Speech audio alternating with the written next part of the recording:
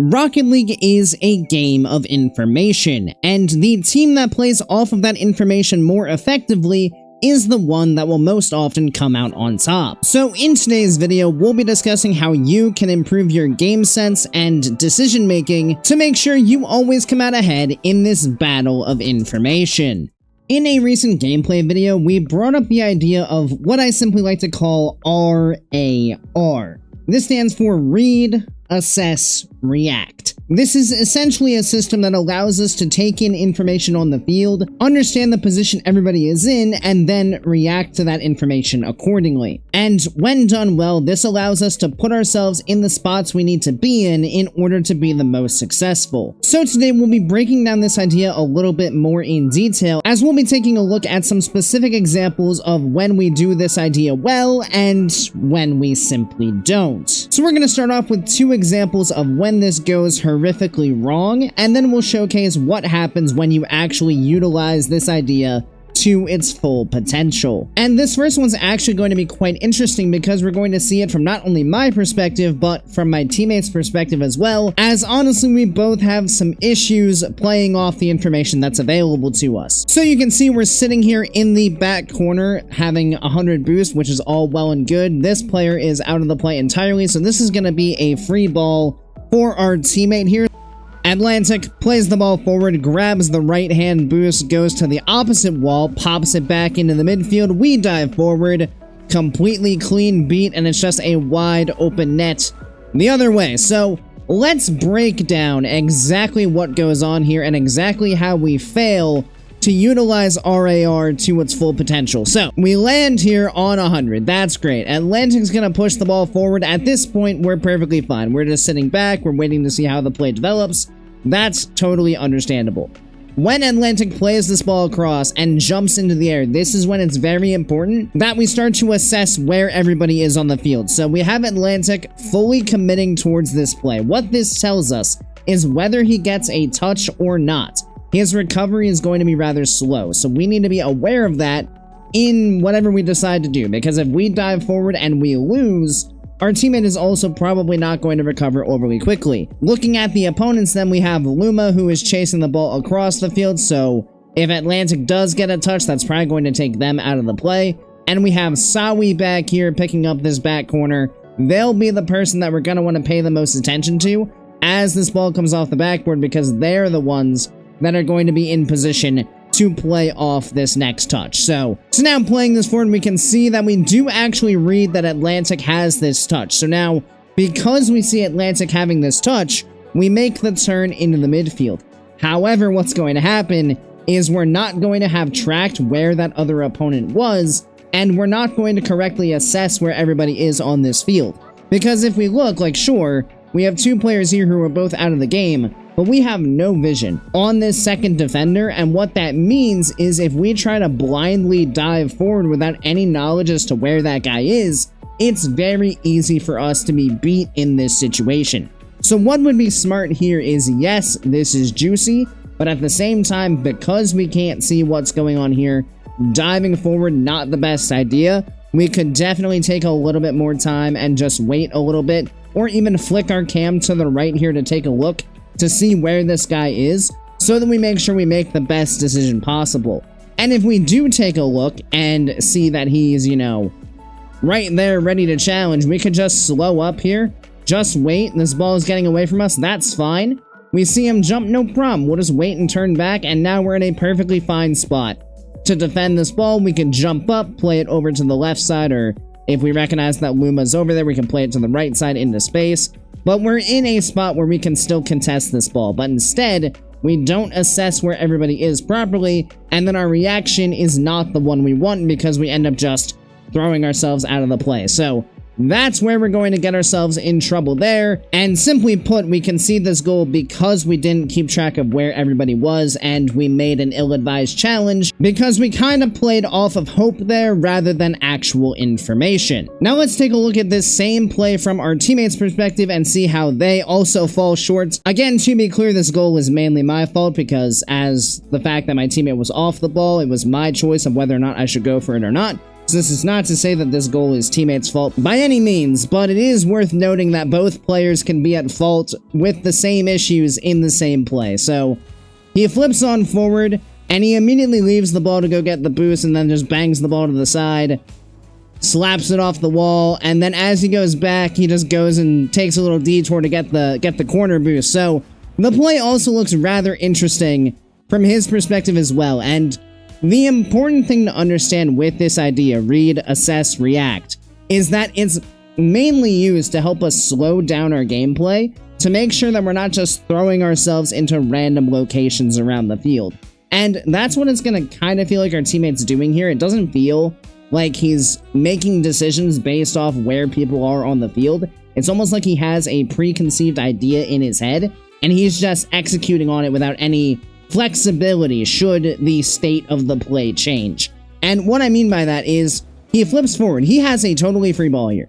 He could absolutely just catch this ball on a dribble and go attack the net directly, but instead of just recognizing the space and catching the ball, he immediately eyeballs this mid boost. So now, instead of just taking the space that's available, he's going to leave the ball in a very awkward spot to go get a boost that it almost feels like he has predetermined he's going to go get, regardless of where the ball is. So he just completely disregards the idea of controlling the ball here, and therefore puts himself immediately in a fairly awkward spot. Now, granted, he does get the boost, but now, because we're in this position, and because we don't really have knowledge of where this opponent is, instead of being able to take time or generate some kind of actual threatening attack, we're just gonna turn and bang the ball as hard as possible towards the sidewall, which, yes, plays the ball to space, but it also doesn't do us any favors in terms of maintaining the ball under our control. What we're doing here is putting the ball into what I like to call a volatile state,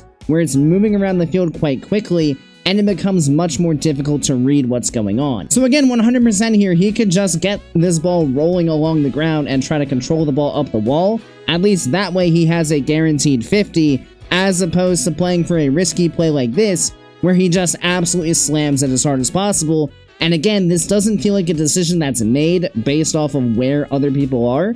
More so, it's just a, this is what I'm doing, and nothing's going to change my mind about this, because, yeah, banging it across the field like this, and again, he could just wait on the ground and just wait a bit more patiently. He does have advantage on this ball. He doesn't need to jump immediately, but instead, again, he just has this preconceived idea that he's going to take himself off the ground immediately, jump for the ball as fast as possible, which means he's kind of playing with a lack of control, which is what's going to lead to realistically not the best touch, because let's say that he does get the world's greatest touch here, and this does go directly towards the net.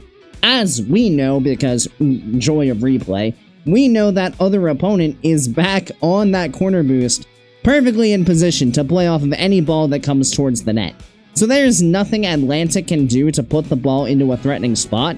The only thing he gets out of this play is a ball that's tempting for his teammate to go for, and is a very difficult ball to read where exactly it's going to go. So this is why it's just so important to play a bit slower. Like, just take in the information around the field and make your decisions based off the information that's available to you. Don't predetermine what you're going to do, because you can end up putting yourself and your team in some pretty awkward spots, as we're going to see here, because he blasts it forward, and again, this is not a good decision for me, but he definitely has put me in a bit of an awkward spot where even if I do turn back, I'm still under pressure from the opponents, because there is also one behind us. So this is why it's just so important not to move around the field as fast as possible, because when you have touches like this that just throw the ball into awkward positions, it makes things very difficult for both you and your teammates. Because I think he realizes that, oh boy, that wasn't the best touch, and he starts to try to get back, and then I've left him on an island at this point, so he's in a bit of trouble here.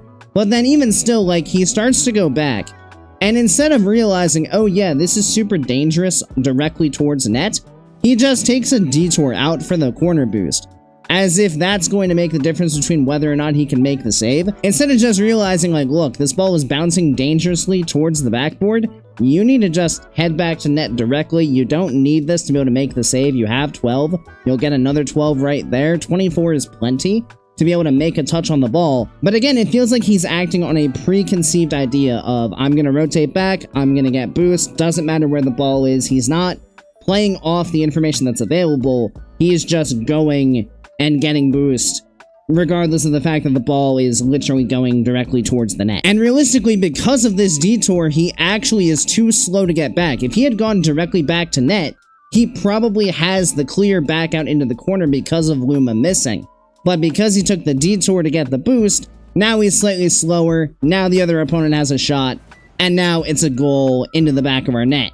So now that we got the bad examples out of the way, let's take a look at what this looks like when we do this idea quite well. So we've come off of respawn here, we get 100 boost, teammate forces on forward, ball to the corner. We see opponent up, we're just gonna let him do his thing. Teammate gets the bump, we're just waiting patiently, and now we have an open net. So you can see there's a big difference in the way we handle these two plays. We don't look panicked at all here, we look like we have full control of what's going on. We look like we know exactly how to play off of what's going on in the play, and it leads directly to a very, very easy goal. So let's talk about what exactly the differences are here. So Atlantic goes ahead and gets this challenge. We immediately recognize there is absolutely no reason for us to dive in on this. More than likely, one of these two opponents is going to make a touch, so we just sit back, wait to see what happens, let the play develop further, and then react accordingly. So we're sitting, waiting, we see opponent jump. Great. Immediately, we take a look at what direction this ball is most likely to go. Again, this is all about reading the play. So we see him, ball coming this way. Looks like more than likely the ball is going to continue to head to the left, but it's also important to note that we are not applying boost because we don't know for sure that the ball is going to end up on the left side of the field. That looks like what's probably going to happen, but we're still leaving the door open for us to be able to turn back should he try to play the ball into open space this way. So very important distinction there, not to overcommit to an idea that we don't have full proof of yet. So we're just going to wait patiently, still waiting, and now we have full confirmation that this ball is heading to the left side of the field. But at this point, opponent still has full control of the ball, so there's no reason for us to dive anywhere. The only thing this dude can do is go to the left wall. Like maybe at the end of this, he pinches it down the field and we need to retreat off of that. The only two things he can do at this point is either bounce it off the wall or pinch it into the wall. That's about the only things that exist for him in this play, so that's all we need to worry about. As we're continuing to track across, we just keep an eye on what the other two players are doing, because we're reading the play, the ball is coming to the left side of the field. That's it for reading. Eventually we'll have to determine if they're going to get another touch or not, but at this point, ball coming to the left, what's going on with everybody else? Let's assess where everybody else is. So obviously, air dribble, no one cares. Luma going to get this boost. Atlantic chasing the possible demo. Let's keep an eye on this because this development is what's going to determine how we react. So we just keep waiting. There's no reason to go anywhere quickly. We're just waiting to see how this develops. As soon as that demo happens, we realize, okay, one opponent's gone. If Sawi drops this ball, it is now ours for free and a free net. That is the immediate reaction we are going to have based on the assessment of the entire field, because at this point, there is nobody left to defend the net. So we just wait to see what this opponent is going to do at this point, and we're okay to turn upfield here because we do have Atlantic coming back behind us. So even if this opponent does get the ball past us, we have a teammate prepared to play off of that, so it's not the end of the world. We are going to play for if this dude just taps the ball off the wall, and if he does, we're going to be here to punish it. He does exactly that, and we are literally sitting right here, already ready to react to that development, and we're able to put the ball into the back of the net. So you can see it's a much more calm, patient, composed play there, as opposed to the first example from both myself and my teammate, as we're able to just sit back, let the play develop, read where it's going, assess where all the other players are on the field, and then utilize that information to react accordingly. So in your guys' own games, I highly recommend that you keep those letters in the back of your mind. R.A.R. at all times. You have to do it very, very quickly, but the more you can read the play, the more you can assess where everybody is on the field, the better your reaction will be to whatever situation you find yourself in. Of course, thank you everybody so much for watching. I really do appreciate each and every one of you who made it to this point in the video, and I do hope you enjoyed it and found it helpful. If you did, make sure you click that subscribe button right down below, so you make sure you don't miss any future Rocket League content. Additionally, if you'd like to be a bit more involved in the community we're building here, feel free to check out my Discord, which will be linked down in the description. And as always, I hope you guys have a great rest of your day, and I'll see you next time. See you later, guys.